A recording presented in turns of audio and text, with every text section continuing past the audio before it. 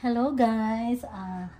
Good morning nga pala dyan sa inyo. Kahit saan man kayong sulok ng daigdig, kumusta? At ingat lang po sa mga pinupuntahan po natin. Ngayon pala, magluluto pala ako ng escabeche pampano. Bumili ako ng 3 pampano sa Filipino store. Bali, lutuin ko na ito lahat para wala nang tira pa.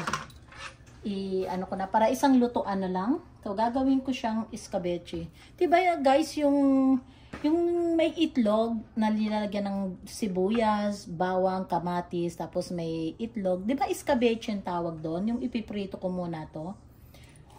Kung hindi ako nagkakamali, yun ang pangalan. Pero kung nagkamali man ako, sorry sa inyo. Kasi nga, hindi ko alam ang pangalan. Pero alam kong lutuin. Hindi ko lang alam ang pangalan. Pero sana nga, escabeche sana ang tawag dito. Ayan, hiwain muna natin yung mga gilid para pag pinirito natin, talagang lutong-luto pati yung loob. Pag bumibili ako ng pampano sa Filipino store, lagi talagang 3 ang ginagawa ko, ang binibili ko. Oh, ayan.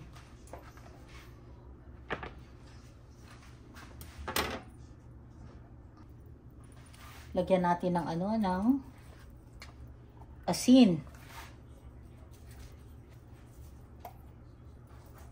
Bali, konti lang ang ilalagay kong asin kasi hindi talaga ako sa asin. Basta may konting lasa lang, okay na sa akin. Ganyan lang. Tapos ipiprito na natin siya. Pwede na ito guys. Magpiprito na tayo ng ating pampano.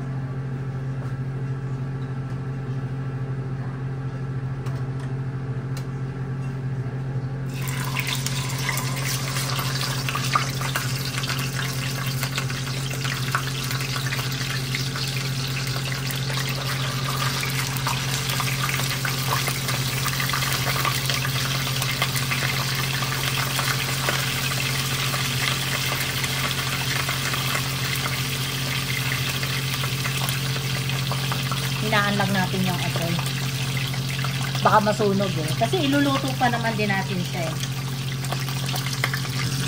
Okay, tignan muna natin, baliktarin na natin.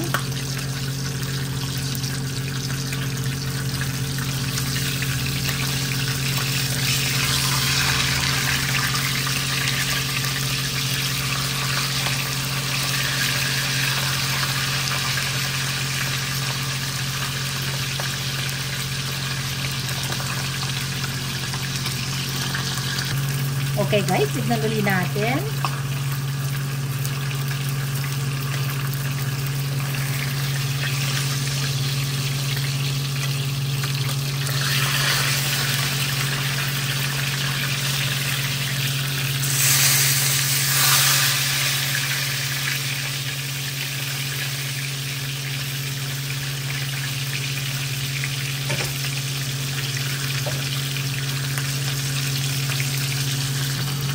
Tanggalin ko na guys, pwede na to.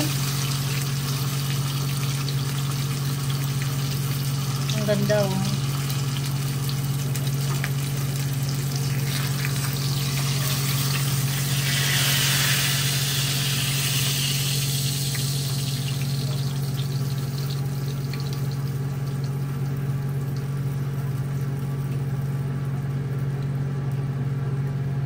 Lagay natin yung last.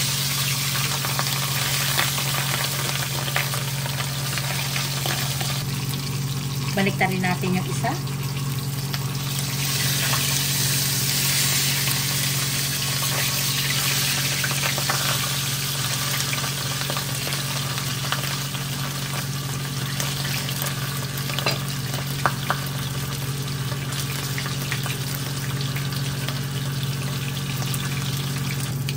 Oh, ayan guys, tanggalin na natin. Pwede na to.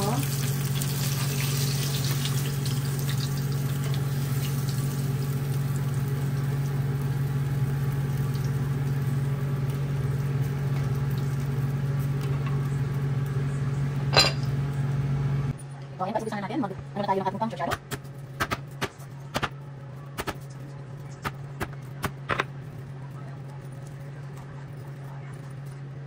Pero nga pala sa ating matingin.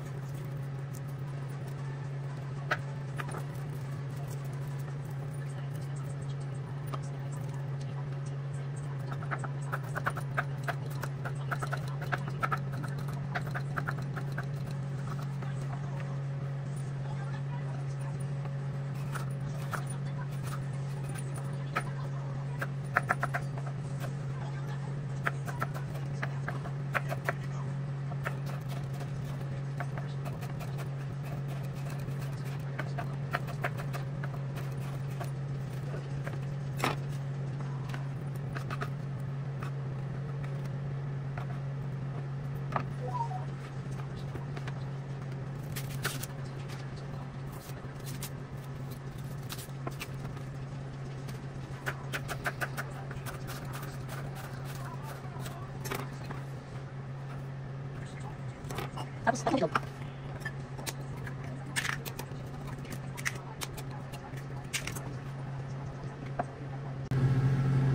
Oh, ayan guys, umpisa na natin, magluluto na tayo ng sarsyado. Yung pinagamitan ko ng ng olive oil, yun din ang gagamitin ko.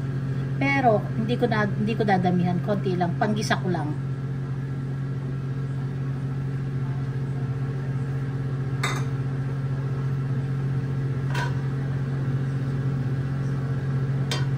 Painitin lang natin, tapos umpisa na natin ang pagluluto. O ayan guys, mag-start na tayo. Lagay natin ang bawang.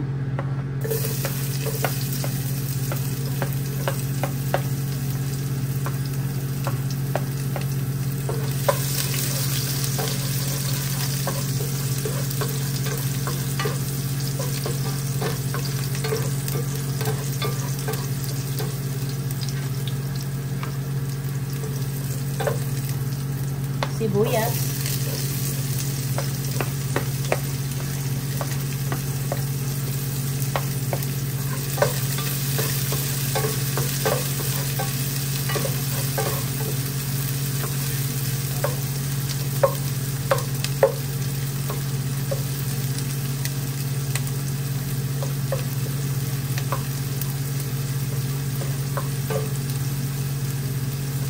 Kamatis.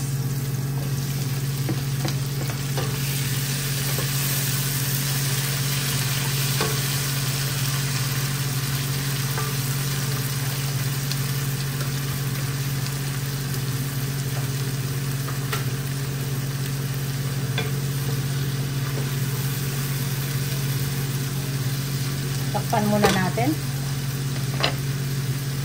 para maluto yung ating kamatis. Okay, buksan natin guys.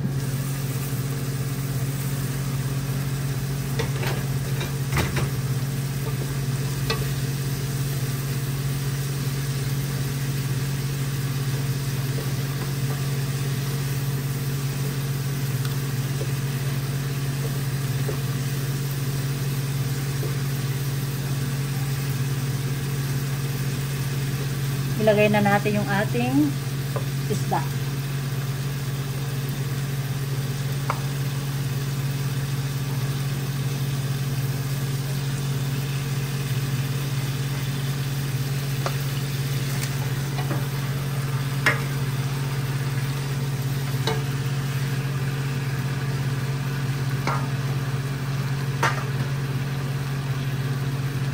Lalagyan natin siya ng tubig.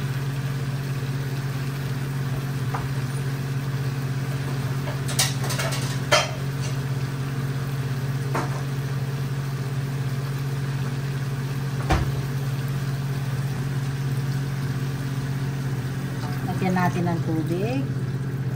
Konti pa.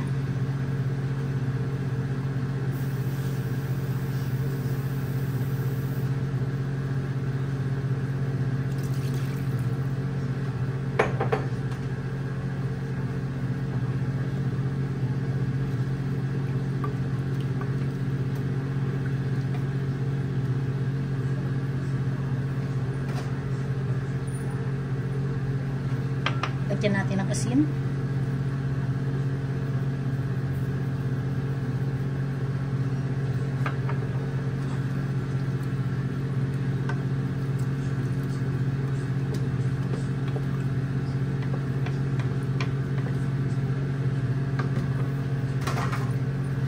Pakuluan muna natin.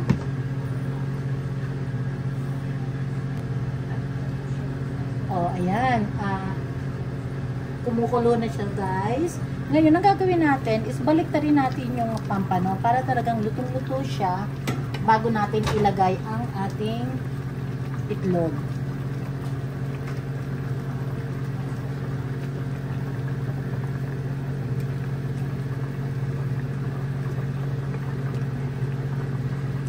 Gandahanin lang natin kasi baka mamaya madurog.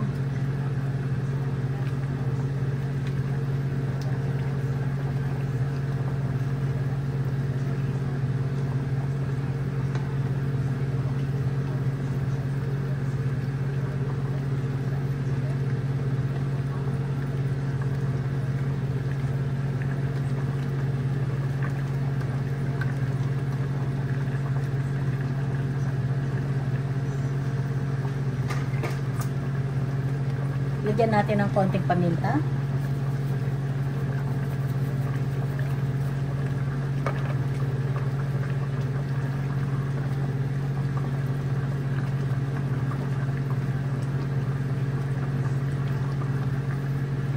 Naubusan ako ng Maggi Sarap kaya hindi ko na siya lalagyan ng Maggi Sarap. So, tikman natin kung okay na.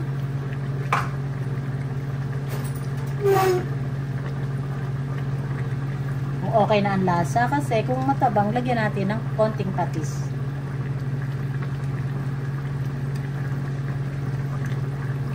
Sarap. Pero lagyan ko ng konting patis para lalong maging masarap. Konti lang kasi okay na ang lasa.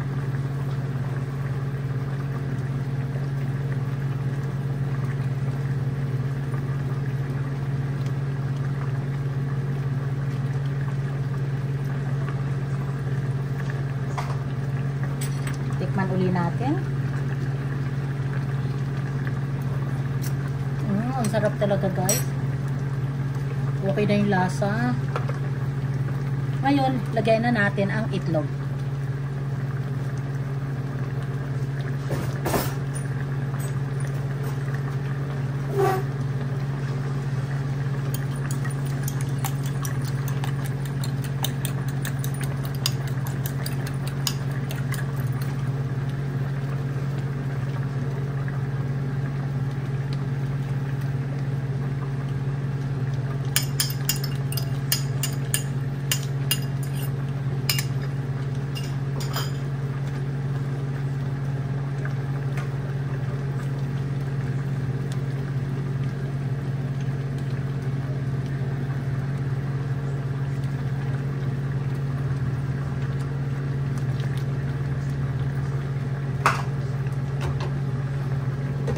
Hinaan natin ang apoy.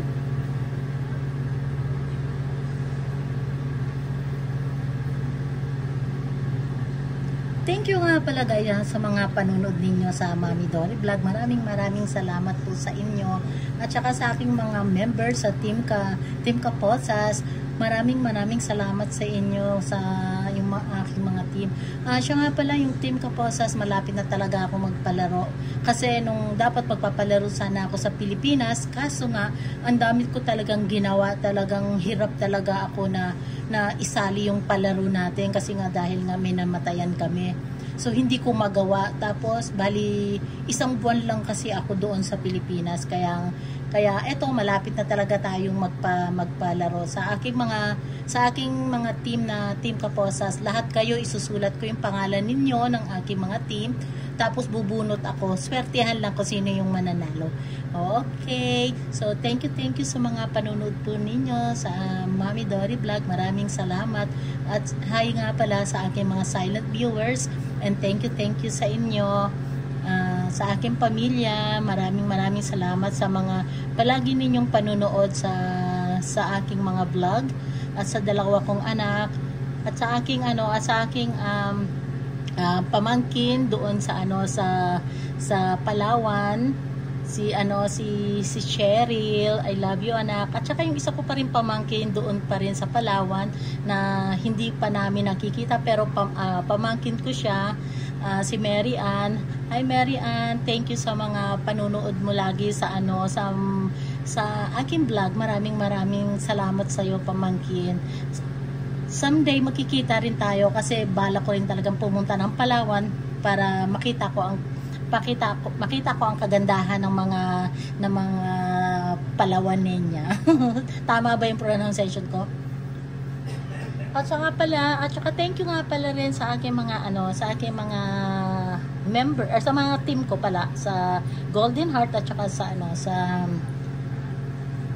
Team Stardom Festival. O ayan guys, okay na to. Pakita ko na lang sa inyo. Yan, okay na siya. Yan. Luto na siya.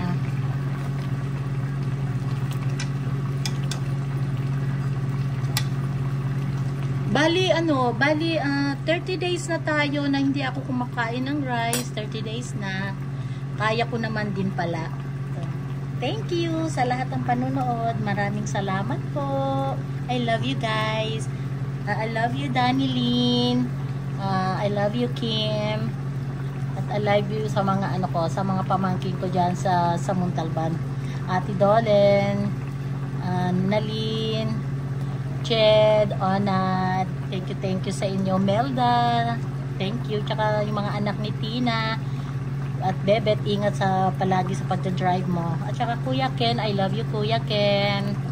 Ingat ka, Kuya Ken, sa pagdadrive mo rin. Salamat!